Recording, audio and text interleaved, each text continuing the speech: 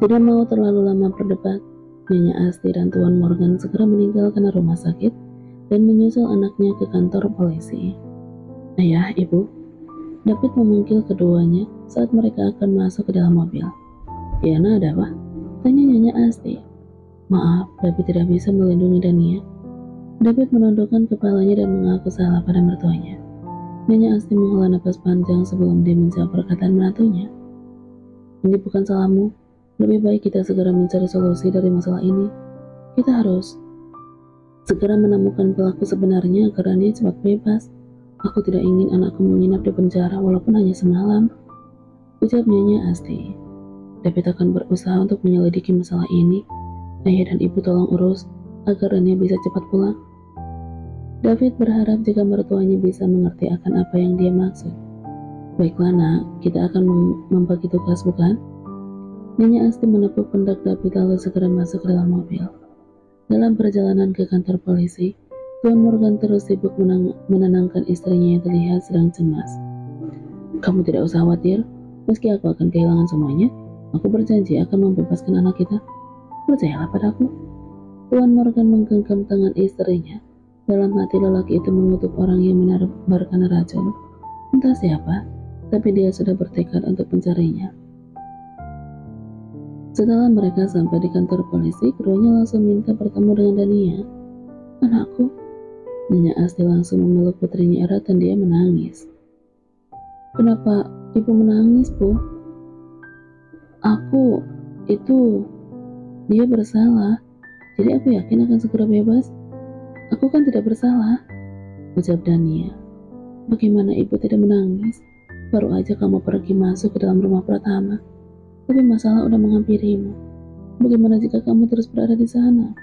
Apa yang akan terjadi? Dania sedikit terkejut.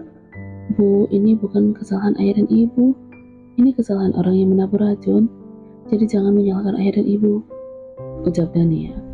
Kamu masih membela mereka? Apa kamu lupa dengan perkataannya yang udah menyakitimu?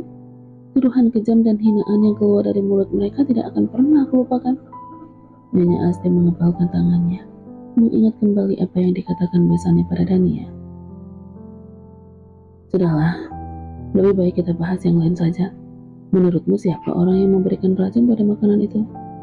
Tuan Morgan berusaha untuk memecah ketegangan dan mengganti topik pembicaraan. Dania tidak tahu, tapi yang jelas mereka ingin memecahkan belah keluarga kita. Dania menjawab pertanyaan ayahnya penuh keyakinan.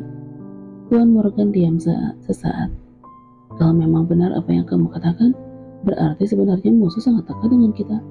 Mereka sedang mengawasi kita dan mengendalikan permainan yang ini sangat tidak bagus. Tuan Morgan menatap lurus ke depan, memikirkan apa yang terjadi jika keluarga mereka terpecah belah. Aku rasa ya benar, makanya lebih baik kita semua tenang dan mencari jalan keluarnya dengan baik. Kalau tidak, hubungan tiga keluarga kita akan hancur, ucap Dania. Nyonya Asti hanya diam. Saat ini dia tidak bisa berpikir apapun. Hatinya begitu sakit melihat anaknya. Ya sudah, kamu tenang aja. Ayah akan berusaha mengeluarkan kamu dari sini secepat mungkin. Jadi kamu harus sabar ya. Tuan Morgan mengusap kepala Dania lembut dan disambut oleh senyuman manis dari Dania. Mereka pun akhirnya pulang, walau sebenarnya Nyonya Asti tidak rela anaknya kembali masuk ke dalam mulut. Tapi dia tetap harus merelakannya sementara waktu. Di lain tempat, David tengah memeriksa semua rekaman CCTV yang ada di rumahnya, tapi dia tidak menemukan apapun. Tidak ada tanda-tanda orang yang menaruh racun dalam makanan, tapi rekaman CCTV itu ada yang terpotong. Sepertinya pelakunya memang sudah melenyapkan bukti. David termenung, mencoba memikirkan cara lain untuk mendapatkan petunjuk. Mereka mengumpulkan semua asisten rumah tangga, baik yang lama ataupun yang baru. Tapi ternyata ada satu orang yang tidak bisa ditemui. Asisten rumah tangga baru yang memang baru beberapa hari masuk ke rumah itu. Apa ada yang mengenal dia? Tanya David pada semua asisten rumah tangga yang ada di hadapannya. Tidak, Tuan Muda. Mereka menjawab serentak sambil terus menundukkan wajah. Aku harap kalian mau jujur. Ini demi kebaikan kalian semua, ucap David. Dia yakin jika asisten rumah tangga baru itulah pelakunya, dia pasti akan segera pergi sejauh mungkin agar tidak tertangkap. Karena tidak bisa menemukan apapun, David pun meminta semuanya kembali ke pekerjaan masing-masing. Sementara itu, dia kembali berpikir keras untuk memecahkan masalah itu. Saat dia sedang melamun, ayah dan ibunya pun datang menghampiri. Mau tidak mau, kamu harus merelakan Dania di penjara. Dia harus mendapatkan hukuman yang sepadan.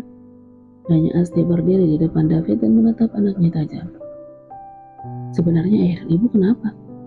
Apa salah Dania sehingga kalian terus saja mengatakan itu?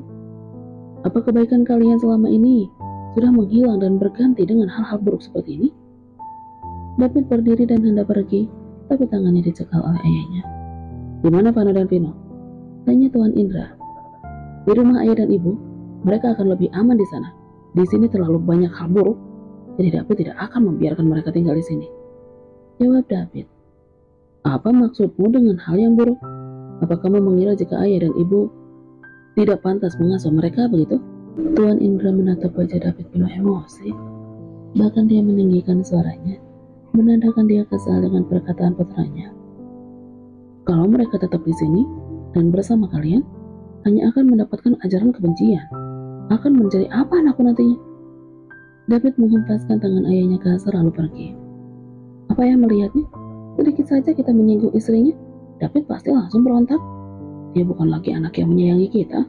Dia seperti orang lain bagi kita. Nyonya Asmita menatap nanar punggung David yang berjalan semakin menjauh. Sudahlah, lebih baik kita jemput cucu kita. Aku tidak rela mereka tinggal di kediaman Morgan. Tuan Indra lalu membawa istrinya menuju kediaman besannya. Dalam perjalanan, Tuan Indra sedang memikirkan kata-kata yang akan diucapkan jika besannya tidak mengizinkannya membawa si kembar kembali ke rumahnya. Tanpa basa-basi, Tuan Indra pun berteriak di kediaman Tuan Morgan. Vano, Vino, panggil Tuan Indra dari ruang tamu. Tidak lama, dari dalam muncullah Faris dan juga istrinya. Maaf Om, kenapa harus berteriak? Anak-anak sedang tidur? Tanya Faris dengan nada kesal. Dia tahu jika kedatangan mereka tidak berniat baik. Tuan Indra tersenyum sinis ke arah Faris dan istrinya. Aku tidak menyangka jika pewaris keluarga Wijaya akan menjadi kecungan Morgan. Kata Tuan Indra. Tidak perlu berkata yang bukan-bukan. Jika kedatangan Om bertujuan tidak baik, lebih baik sekarang pergi. Ucap Faris. Dasar anak kurang ajar. Kamu lupa siapa yang dulu memberikan kasih sayang kepadamu? Tuan Indra meninggikan suara dan melebarkan matanya ke arah Faris. Faris sangat mengingatnya Om, Tante. Dulu Tuan Indra yang saya kenal sangat baik, dia tidak pernah berpikiran jahat pada orang lain, apalagi keluarganya sendiri. Tapi sekarang kalian udah berubah. Yang ada di pikiran kalian cuma hal-hal yang buruk dan kebencian. Jawab Faris tanpa ragu. Dasar bocah sialan, cepat bawa cucuku kemari. Atau kalau tidak, aku akan membawanya secara paksa. Bentak Tuan Indra. Om, Tante, Sally mohon tenanglah. Jangan bertindak karena emosi.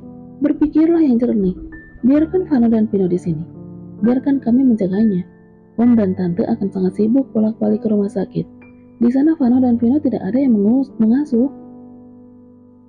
Sally menjelaskan dengan pelan pada Tuan Indra dan Nyonya Asmita, berharap jika perkataannya bisa mereka mengerti. Apa kamu ingin mengatakan jika cucuku akan terlantar jika bersamaku? Apa kamu kira aku tidak bisa mengurusnya? Tuan Indra malah semakin marah. Dia bahkan berjalan naik ke lantai 2 untuk mencari keberadaan cucunya. Saat dia akan membuka pintu, tangannya dicekal oleh seseorang. Berhentilah, bersikap kasar. Jika kamu tidak ingin ditinggalkan oleh anak dan cucumu. Tuan Indra melihat laki-laki itu. Dia tersenyum sinis padanya. Bahkan Surya pun kini menjadi anteknya Morgan. Ledekan Tuan Indra setelah tahu siapa orang yang mencengkeram tangannya. Terserah kepadamu mau menganggapku kekacung, antek, atau apapun itu. Yang jelas aku bukan orang yang sepertimu, yang menabur kebencian pada keluarganya sendiri. Ucap Tuan Surya sinis. Jangan sok menasehati, karena kamu sendiri tidak bisa mendidik istrimu. Kalau tidak, pasti saat ini dia tidak mendekam di penjara di usia tuanya. Tuan Indra terkekeh, dia melancarkan hinaan kepada laki-laki yang udah bersahabat dengannya sangat lama. Faris mengepalkan tangannya mendengar itu. Setidaknya ibuku sekarang udah bertobat, tidak seperti kalian yang justru baru memulai kejahatan. Faris tanpa ragu menatap wajah Tuan Indra. wajah lelaki yang selama ini selalu dia hormati layaknya orang tua. Hari ini Tuan Morgan dan David sedang mencari keberadaan asisten rumah tangga baru yang mereka juga menjadi pelaku. Mereka berdua berpencar agar tidak memakan waktu banyak. Seluruh kota sudah David dan Tuan Morgan telusuri, tapi mereka belum juga menemukan apa yang dicari. Saat rasa putus asa sudah mulai menghampiri, tiba-tiba David melihat sosok Danu masuk ke dalam sebuah hotel. Dengan cekatan, David mengikuti Danu. Dia terus mengawasi lelaki itu sampai masuk ke dalam sebuah kamar. David berpikir keras untuk bisa masuk ke dalam. Akhirnya dia melihat seorang pegawai hotel sedang berjalan di lorong. Setelah dia bertanya, ternyata kamar yang dimasuki Danu tadi meminta layanan kamar. Akhirnya dia pun memiliki rencana. Dia memberikan sejumlah uang pada petugas hotel itu, dan dia menggantikan tugasnya dan meminta seragam laki-laki itu. "Layanan kamar," teriak David. Tidak lama pintu pun terbuka. David yang menggunakan topi dan masker pun segera masuk ke dalam dan melakukan tugas layaknya layanan kamar seperti biasa. Di kamar itu dia melihat ada 3 orang yang sedang duduk dan berbicara. David mengerutkan keningnya karena dia seperti pernah mengenali mereka. "Kenapa kamu terus melamun? Cepat bersihkan lantai itu." Jonathan yang tahu David termenung pun segera menghardiknya. Terdengar jelas apa yang mereka katakan, membuat David tersenyum sinis penuh arti. Tidak lama kemudian David pun selesai. Dia berpamitan pada Danu dan pergi dari tempat itu. Dia menarik napas lega dan segera pergi menemui Tuan Morgan. Apa yang dia dengar hari ini sungguh sangat berguna. Dia jadi tahu di mana asisten rumah tangga itu bersembunyi. "Bagaimana? Apa kita akan pergi ke tempat itu sekarang?" tanya Tuan Morgan setelah mereka bertemu. "Tentu, lebih baik. Lebih cepat kan lebih baik," jawab David penuh keyakinan. Mereka pun akhirnya pergi ke daerah pinggiran kota. Seperti apa yang David dengar, wanita itu bersembunyi di sana.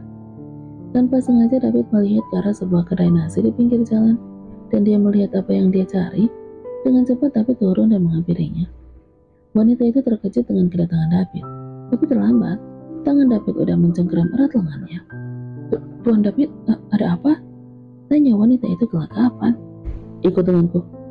David menyeret wanita itu untuk masuk ke dalam mobil.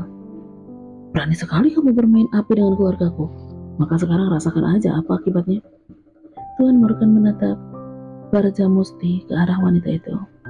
Wanita yang bernama Sari itu terlihat gemetar. Dia tentu tahu seberapa besar kekuatan yang dimiliki orang oleh laki-laki di depannya. Tapi dia tidak mau menyerah begitu aja. "Ada apa? Kenapa kalian menangkapku?" tanya Sari sambil terus meronta. "Kamu sudah tertangkap basah tapi masih saja berpura-pura." David terlihat kesal dengan wanita itu.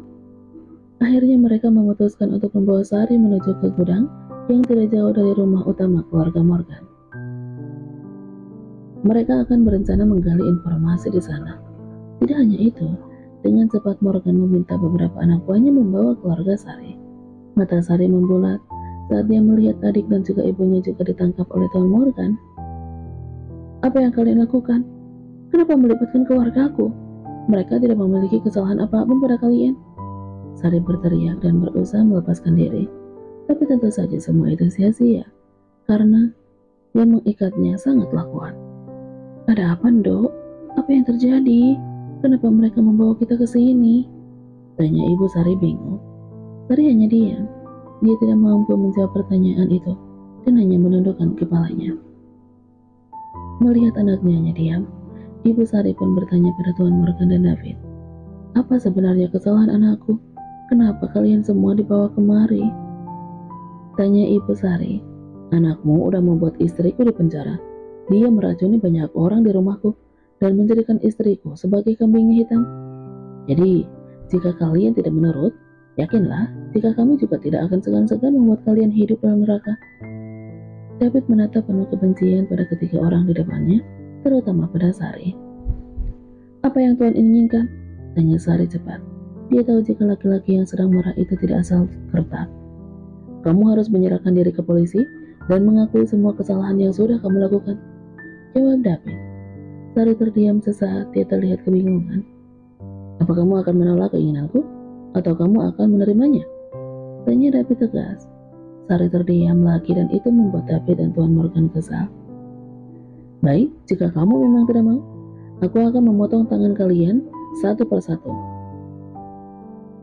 Tuan Morgan mendekati adik Sari dan memberikan isyarat pada anak buahnya untuk memberikan pisau padanya.